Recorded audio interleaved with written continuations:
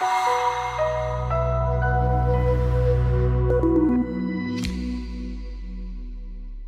morning, and thank you for being here for the monthly update of the Hedge Investment Credit Fund for the month of March.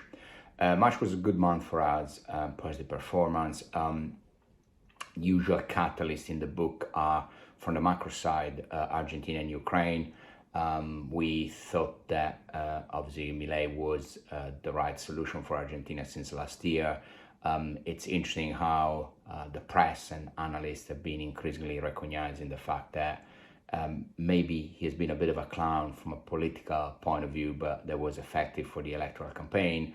But once he got to power, obviously he abandoned the most extremist kind of ideas like removal of central banks, full dollarization and so on, and actually has embarked on a very serious program of restructuring and reforms.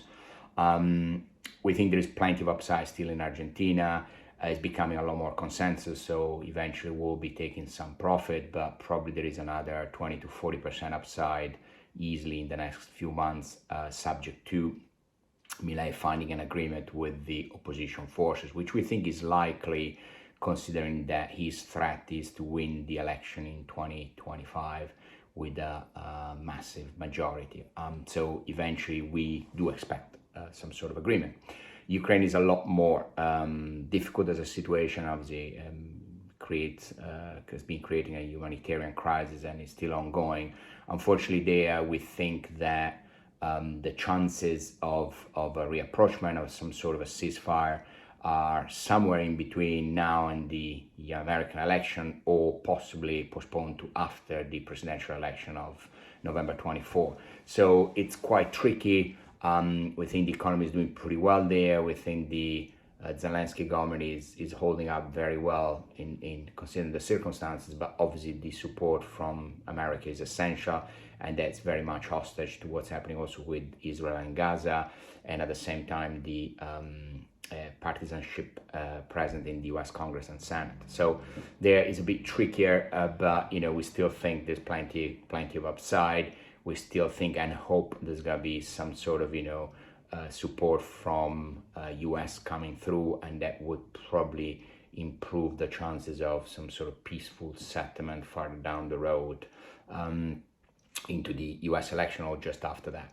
Away from that, we remain quite worried about the markets. Markets very, very excited. We think there's plenty of price pressures in the next future because of AI. AI is effectively like creating a parallel process in the economies that requires lots of capex and investments. At the same time, you still need to run the old infrastructure. So that alone is creating capex. On top of that, obviously, we have defense expenditures from Taiwan to Ukraine to Israel, Gaza.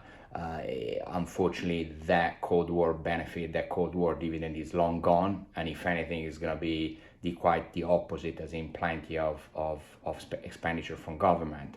Not to mention climate change, which so far, thankfully, has been relatively mild in terms of impact, but I think is still coming up. Away from that, on the corporate side, we had major losses since the year began on both Cora and Telecom Italia. Both stock we think should be able to double up from here. So we remain with those, we like them, and we remain convinced they're going to work well. On the distress side, we've been involved and looking at different situations, Thames Water, Atos, Oil Brazil still. There's plenty of opportunity there. We need to be very cautious, very patient. We still think there's going to be plenty of blowout in Europe, especially as we've seen with SFR Altice. Because the leverage and the economic picture are, deteriorating quite a lot. Thank you.